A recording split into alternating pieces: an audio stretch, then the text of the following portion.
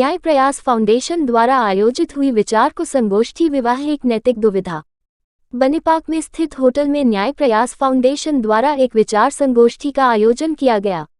न्याय प्रयास foundation NPF सहकारिता मामलों के मंत्रालय आरओसी दिल्ली के तहत पंजीकृत एक गैर लाभकारी संगठन है, जिसने भारत के सर्वोच्च न्यायालय में विवाह में बलात्कार के अपराधीकरण का विरोध करने के लिए एक हस्तक्षेप आवेदन दायर किया है, जिसे लोकप्रिय रूप से वैवाहिक बलात्कार पीआईएल के रूप में जाना जाता है। कार्यक्रम में जस्टिस बनवारी लाल, पूर्व जज high court Rajasthan, advocate Kamal Kumar Mathur, Rajasthan high court Jaipur bench, Ghanshyam Singh Rathore, chairman bar council Rajasthan, Kapil Prakash Mathur, सदस्य bar council Rajasthan, Lalit Tunwal, secretary प्रदेश कांग्रेस कमेटी उपस्थित रहे।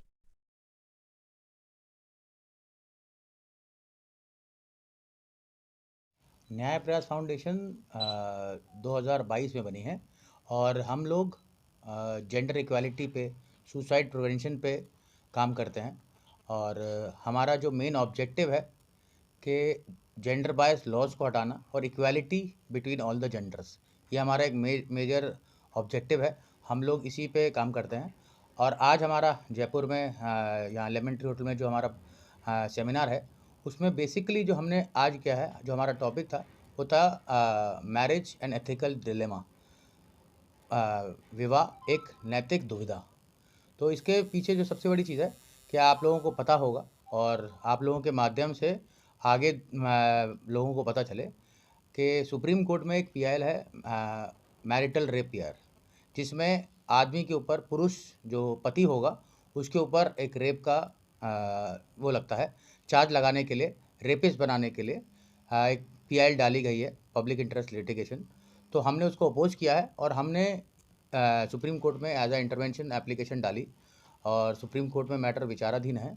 और यूनियन ऑफ इंडिया ने भी इसको अपोज किया है काफ़ी अलग अलग लेवल्स पे।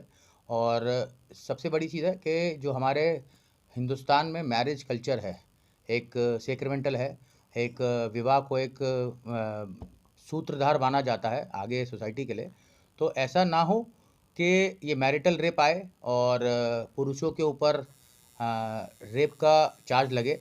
और क्योंकि आप लोग जानते होंगे रेप में बेल नहीं होती है इतनी आसानी से, पहले आदमी को अरेस्ट किया जाता है, उसका ट्रायल फेस करना पड़ता है। हमारे देश में जो कानून है, प्रावधान जो है एविडेंस एक्ट में ले लीजिए या बाकी जगह पे, 2018 में यूनियन ऑफ इंडिया ने एक अमेंडमेंट लाए जिसमें बेल में 2018 के बाद बेल मिलना काफ़ी हद तक मुश्किल हो गया। लोअर कोर्ट्स बेल नहीं दे पा रहे, हाई कोर्ट्स फ्लडेड हैं, भरमार है रेप केसेस में।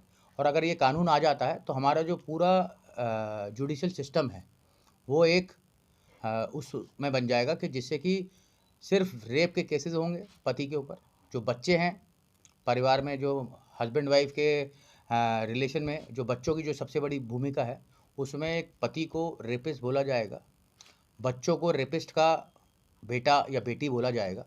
तो हमें उस चीज़ को बचाना है, अपनी सोसाइटी को बचाना है।